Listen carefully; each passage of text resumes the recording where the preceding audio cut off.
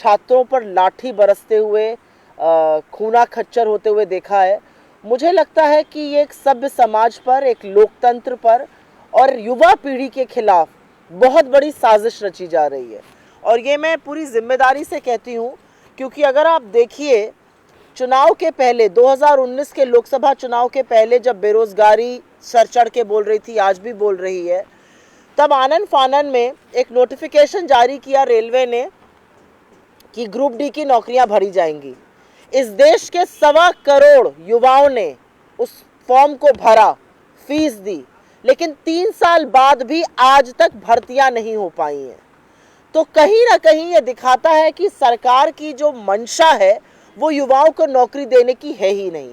सरकार की जो मंशा है वो पद खत्म करने की है। आप पद खत्म करते जा रहे हैं रेलवे का, और बेचारे युवा जो हैं आज वो रेलवे ट्रैक पर बैठे हुए हैं। दिक्कत की बात यह है कि फरवरी 2019 में ये नोटिफिकेशन आया था जिससे 1.25 करोड़ लोगों ने भरा, लेकिन 2021 की फरवरी में तत्कालीन रेलवे मंत्री पीयूष गोयल जी कहते हैं अभी एजेंसी नियुक्त की जा रही है। और अब पता चलता है कि जो रूल्स ऑफ द गेम है, जो परीक्षा के नियम है कि अब कौन सी कितनी परीक्षाएं होंगी, वो भी अब बदलने की बात हो रही है रिट्रोस्पेक्टिवली। और कहीं ना कहीं ये जो लटकाने की साजिश है, ये जो परीक्षाओं को लटकाने का परिणाम है, ये युवा पीढ़ी भुगत रही है। आप देश के किसी भी कोने में चली जाइए, ये सिर्फ बिहार और उत्तर प्रदेश का मामला नहीं है, आप देश के किसी भी कोने में चले जाइए, आज युवाओं के पास नौकरी नहीं है, क्योंकि 2 करोड़ रोजगार हर साल देने वालों, जिन्होंने वादा किया था कि हर साल 2 करोड़ रोजगार देंगे और अभी तक 14 करोड़ से ज्यादा रोजगार दे चुके होते, उन्होंने सिर्फ रोजगार को नष्ट करने का, एक इंस्टीट्यूशनल वे में रोजगार को खत्म करने का काम किया है। रोजगार उनकी विफलता से नष्ट हुआ है। नोटिफिकेशंस आते हैं, परीक्षा रद्द होती है, धांधली आती है, परीक्षा में चीटिंग हो जाती है, न्यायालय में मामला अटक जाता है। ये हर परीक्षा में देखा जाता है। और रेलवे जो इस देश का सबसे बड़ा एम्प्लॉयर होता था एक जमाने में, आज रेलवे परीक्षा कराने में असमर्थ है। और इसका सलूशन जो बोला जा रहा है कि परीक्षा रद्द हो जाएगी, नहीं है, क्योंकि जो बच्चे आज एलिजिबल 2019 में एलिजिबल थे वो आज एलिजिबल नहीं होंगे। तो आप क्यों बच्चों के भविष्य के साथ इस तरह का खिलवाड़ कर रहे हैं? मेरा ये कहना है सिर्फ एक बात, लेकिन मैं इस मंच से जरूर कहना चाहती हूं कि कांग्रेस पार्टी का, हमारी लीडरशिप का, हम सब का पूरी तरह से प्रतिबद्धता है, अगर आपका कोई भी अभियान, अगर आपका कोई भी आंदोलन शांतिपूर्ण रहता है। मुझे लगता है किसी भी अभियान में, किसी भी आयोजन में, किसी भी आंदोलन में लेश मात्र भी हिंसा की जगह नहीं है। मैं लोगों का रोष समझती हूँ और ये रोष समझना जरूरी है।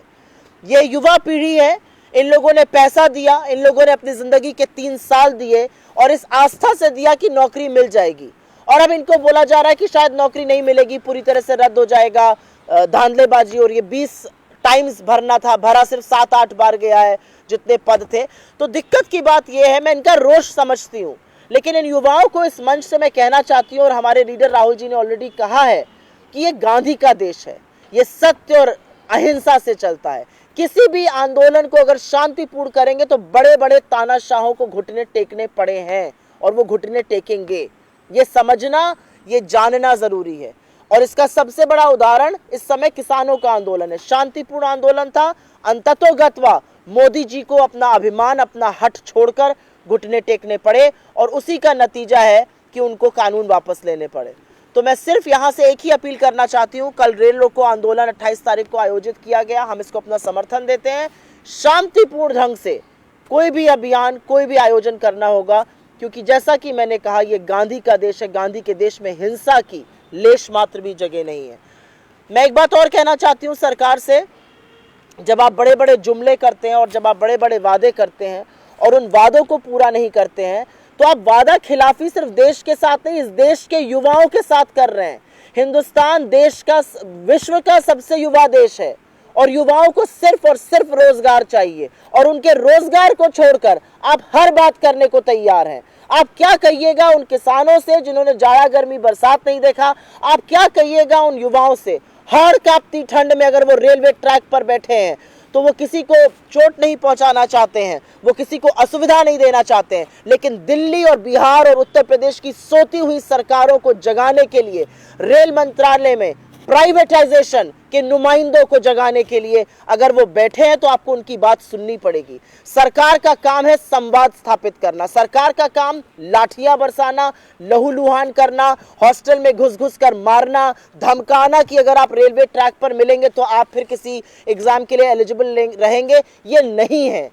हमारा देश आंदोलन से बना हुआ देश है, आप आंदोलन करने से किसी को नहीं रोक सकते।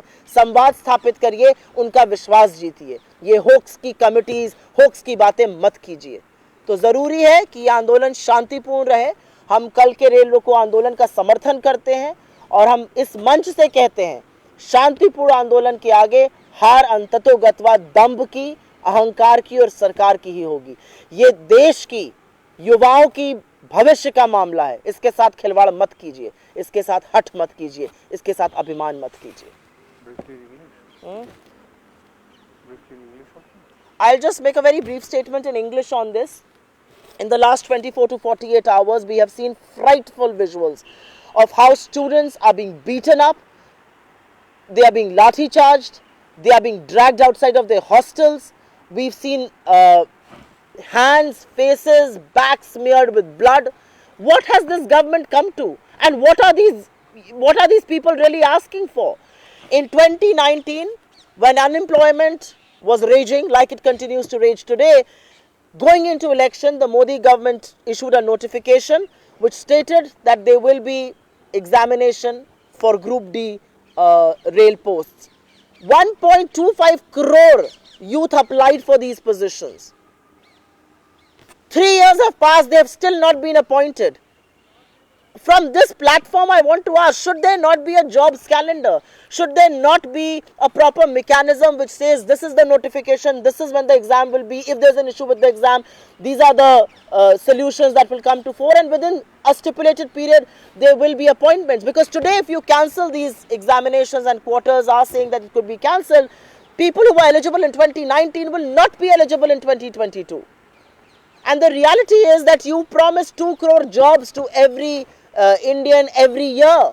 Where are those 2 crore jobs every year? We would have created 14 crore jobs by now.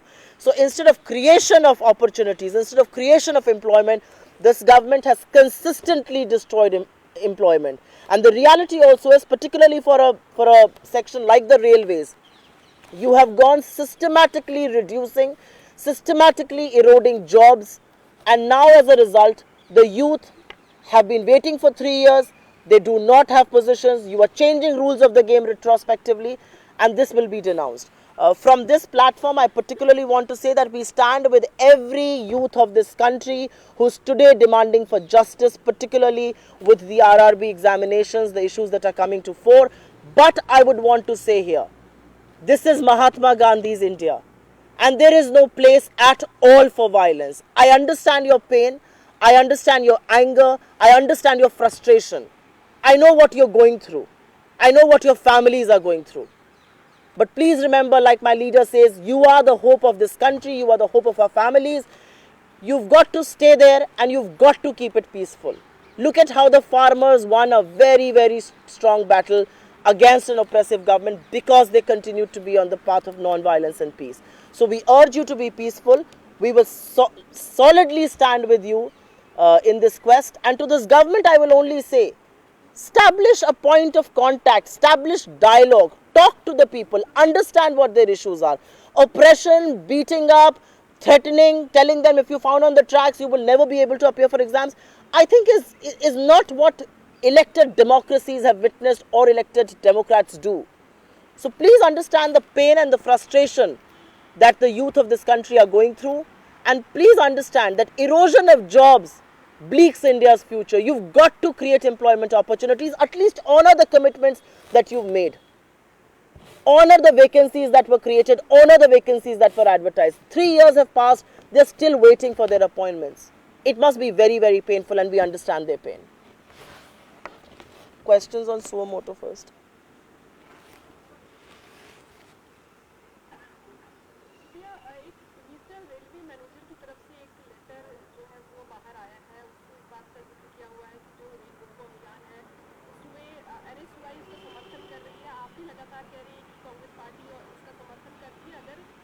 ना हो तो, लेकिन कल जो हुआ उसके भी कहा जा रहा है कि एनएसयूआई समर्थन कर रही है, क्या ये जो बयान दिए जा रहे हैं इनकी भी तरफ से ये कांग्रेस और एनएसयूआई को टारगेट किया जा रहा है? सबसे पहले तो मैं एक बात ये कहना चाहती हूँ कि कल को जो हुआ वो गलत था। बिल्कुल भी हिंसा नहीं होनी चाहिए। हम समझते हैं आपका फ्रस्ट्रेशन, हम समझते हैं आपका रोष, लेकिन ये सरकारी संपत्ति, ये राजकीय संपत्ति, ये राष्ट्र की संपत्ति, आपकी भी संपत्ति है। ऐसा नहीं होना चाहिए। लेकिन वहां पर कुछ और भी थ्योरीज आ रही हैं कि इसके पीछे स्टूडेंट्स नहीं थे, इसके पीछे और लोग थे जो चाहते थे कि हिंसा हो। तो मुझे नहीं पता, और ये पहले भी हमने देखा है किसान आंदोलन में किस तरह से इस तरह की साजिशें करी गई थी। मुझे नहीं पता इसके पीछे कौन था, लेकिन इसकी हम बिल्कुल भी सहमति नहीं देते हैं, इसकी हम निंदा करते हैं। पर हाँ, ये जो मांग है कि नौकरियां हो, ये जो मांग है कि रूल्स ऑफ द गेम तो पीछे से चेंज ना हो, ये जो मांग है कि भर्ती जो 2019 में निकली थी आज भरी जाए, इसको तो आपको ऑनर करना पड़ेगा। और हम बिल्कुल अपना समर्थन देते हैं एक शांतिपूर्ण प्रदर्शन, एक शांतिपूर्ण अभियान को। और मैं इस मंच से एक और बात कहना चाहती हूँ, आज मुद्दा ये है, इसके अलावा और कोई मुद्दा नहीं है। ये देश के युवाओं और भविष्य का काम है। आप में से कोई इंटरव्यू देने जाइए एक ऑर्गेनाइजेशन को और आपको 3 साल बाद भी उसका रिजल्ट ना मिले, और जब रिजल्ट मिले तो रूल ऑफ द गेम पीछे से चेंज हो जाए, ये कितना फ्रस्ट्रेटिंग होता होगा। आप सोचिए उन युवाओं के लिए जिनको शायद आज बोला जाएगा कि आप एलिजिबल ही नहीं अगर दोबारा से एग्जाम हो गया तो। एनएसयूआई के आरोप पर सिर्फ एक बात जोड़ना चाहूँगा, इससे पहले 50 साल से आंदोलन होते आए और हर वक्त कोई ना कोई विपक्ष के तौर पर एनएसयूआई आंदोलन करती रहती है। कभी कहीं किसी स्थल पर आपको हिंसा का वारदात नहीं दिखेगा। तो ये बात बहुत पक्के तरीके से कह सकते हैं विश्वास के साथ कि एनएसयूआई या किसी संगठन का, कांग्रेस के संगठन का कभी भी हिंसा में कोई हाथ नहीं पाया जाएगा। और मैं शायद एक बात और कहना चाहती हूँ कि एक मैच्योर इंडियन डेमोक्रेसी में इस बात का अंदेशा भी करना वो वही लोग कर सकते हैं जो साजिश का शिकार होते हैं।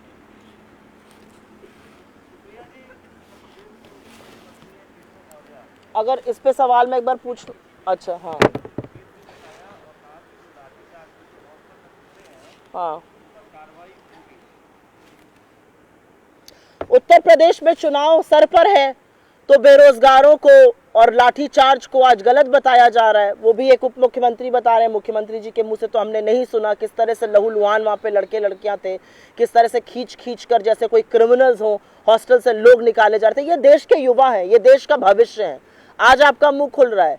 जब यही युवा प्रदर्शन करते थे तो आपकी सरकार इन पर एनएसए लगाती थी। आपके मुख्यमंत्री ट्विटर पर लिखकर, लिखित तौर पर आधिकारिक हैंडल से लिखते थे तुम्हारी संपत्ति जब्त कर लूंगा, तब आपने अपना मुंह क्यों बंद रखा? आपको लगता है कि 150 या 180 जो भी शब्द होते हैं आज वो लिखकर आप अपने पापों से हाथ धो लीजिएगा? मुझे नहीं ऐसा लगता ऐसा हो सकता है। 3 साल से जिन्होंने आरआरबी के तहत एग्जाम दिया और आज भी नियुक्ति का इंतजार कर रहे हैं, उनका रोष, उनका दुख, उनका दर्द समझने की इस सरकार को और इस देश को जरूरत है। जी sure, any questions other than? Question on जो राहुल गांधी जी ने चिट्ठी लिखी थी ट्विटर को, जिसमें कहा गया था कि उनके फॉलोअर्स कम हो रहे हैं, उस पर ट्विटर ने कहा है कि ऐसी ट्विटर का 0 टॉलरेंस है और इस तरह की कोई बात नहीं है। मैंने भी वो रिस्पॉन्स अभी थोड़ी देर पहले ही देखा, और मेरा अपना ये मानना है कि जब राहुल गांधी जी ने ये चिट्ठी लिखी थी या राहुल गांधी जी ने जब वो पोस्ट लगाया था, कंसेंट से लगाया था, उन्होंने ट्विटर की सारी गाइडलाइंस का फॉलो किया था। जो ट्विटर ने लिखा है वो कहीं ना कहीं हमारे स्टैंड को विंडिकेट करता है। वो कहीं ना कहीं, जैसा कि हमने कहा था कि राहुल जी के बाद बहुत सारे कांग्रेस के हैंडल्स को आपने ब्लॉक किया था, हैंडल्स वापस रिस्टोर हो गए, लेकिन फॉलोअर्स आने कम हो गए। राहुल गांधी जी के फॉलोअर्स जिस तेजी से बढ़ते थे वो कम हुआ। इन सब बातों में कहीं ना कहीं जो ट्विटर का जवाब है वो हमारे स्टैंड को विंडिकेट करता है, और वो दर्शाता है कि कैसे ये तानाशाह सरकार सोशल मीडिया प्लेटफॉर्म्स का, मीडिया का तो करती ही है, लेकिन सोशल मीडिया प्लेटफॉर्म्स को भी बख्शने को तैयार नहीं है।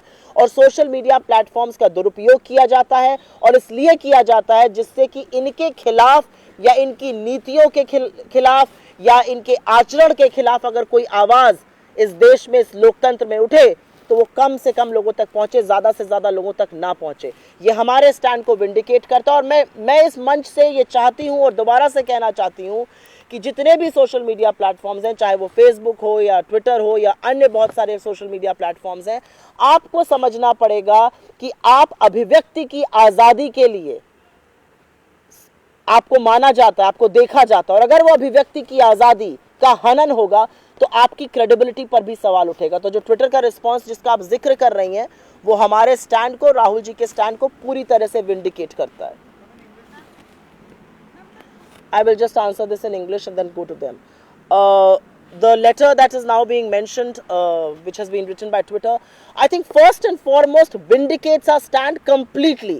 We have consistently said that this government is trying to oppress forcefully with pressure social media platforms, and simply doing it because these platforms had become alternate channels to communicate with people. These platforms had become channels from where we were questioning the government, we were mounting pressure, we were holding them accountable. But by pressurizing these social media platforms to limit the reach, to arbitrary block handles, to suspend accounts, to sometimes even restrict reach, like we've seen in the case of some of our leaders, especially Rahul Gandhi ji, I think this is an attempt to curb dissent. This is an attempt to restrict the voices that question you. And I think social media platforms, especially the ones that you mention here, should be held accountable to how will they hold up free speech. That's the first point. And the second point I would want to make, and I will re-emphasize it here, is I am glad Twitter has said what it has. It has to be a vibrant platform where dissent, where disagreement, where democratic values are cherished,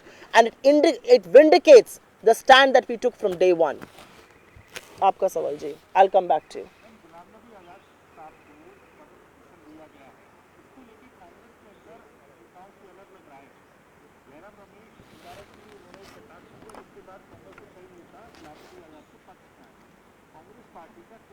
मेरा इसमें कोई टिप्पणी नहीं है।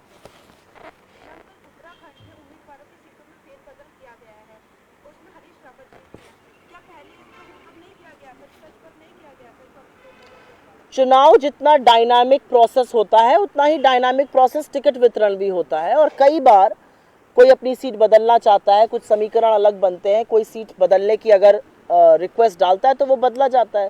ये एक democratic process में होना बड़ा स्वाभाविक है, इसको आई डोंट थिंक कोई इशू भी है।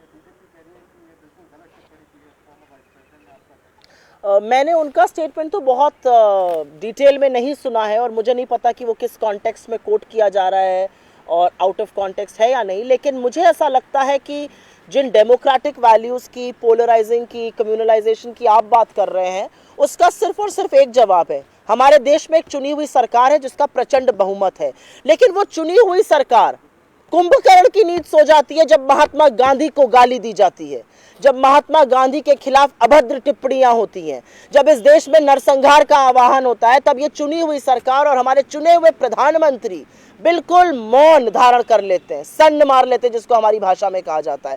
हमारे गृह मंत्री अमित शाह तो ऐसे सीन से गायब होते हैं जिसकी कोई खबर ही नहीं है। हमारे मंत्री लोग ऐसा मौन धारण करते हैं मानो वानप्रस्थ में जा रहे हो। सच बात यह है कि पोलराइजेशन का, सच बात यह है कि गांधी के हत्यारों के जय जयकार का, सच बात यह है कि औरतों के खिलाफ इतनी निम्न दर्जे की गंदी बातें इस देश में बोली जा रही हैं। मुझे ऐसा लगता है कि इसका प्रमाण दिख रहा है, और इसका प्रमाण हर ओर दिख रहा है, लेकिन सरकार कदम नहीं उठाती है। आज नरसंहार का खुला आह्वान होता है, गांधी को खुली गालियां दी जाती हैं, और सरकारें जो उत्तराखंड की सरकार है या केंद्र सरकार है, वो मुंह में दही जमा के बैठ जाती है। एक एक सवा महीने लगते हैं आपको कार्रवाई करने में, और कार्रवाई भी आप छोटे नुमाइंदों के खिलाफ करते हैं। अगर हिम्मत है तो बड़े लोगों के खिलाफ कार्रवाई करिए जो इन चीज़ों को कर रहे हैं, लेकिन आपको वो करने की हिम्मत नहीं। आपने तो उन लोगों को अपने पार्टी में रखा हुआ है, उन लोगों को सांसद बनाया हुआ है जिन्होंने गांधी के हत्यारों की लगातार जय जयकार की है, जिन्होंने गोडसे को अपना आइडियल माना है, आदर्श माना है, और जिन्होंने हेमंत करकरे जैसे शहीदों के ऊपर कितनी अभद्र टिप्पणियां करी। तो मुझे ऐसा लगता है कि किसी और पर टिप्पणी करने से पहले चुनी हुई सरकार से कुछ सवाल पूछने बहुत जरूरी हैं, और इसीलिए शायद लगातार विश्व में, चाहे वो प्रेस फ्रीडम इंडेक्स हो, चाहे वो डेमोक्रेसी इंडेक्स हो, चाहे वो कोई और इंडेक्स हो, लगातार हमारे देश में विश्व में देश का गिरना इस बात का प्रमाण है। थैंक यू, बहुत बहुत धन्यवाद। ये युवाओं की बात रखी है, बहुत ज़रूरी बात है ये। No TikTok. TikTok No. only on your Zoom. No I can't do TikToks, I have to go. मुझे वो जाना है आपके वो- ऑफिस से, वो लेना है। राजीव राय का फिर मीटिंग हुआ WSJ वाला राजीव राय सालनी एग्जैक्टली। हेलो। सबसे बढ़िया कमेंट लगा मुझे no comment On what? I will only and only give a bite from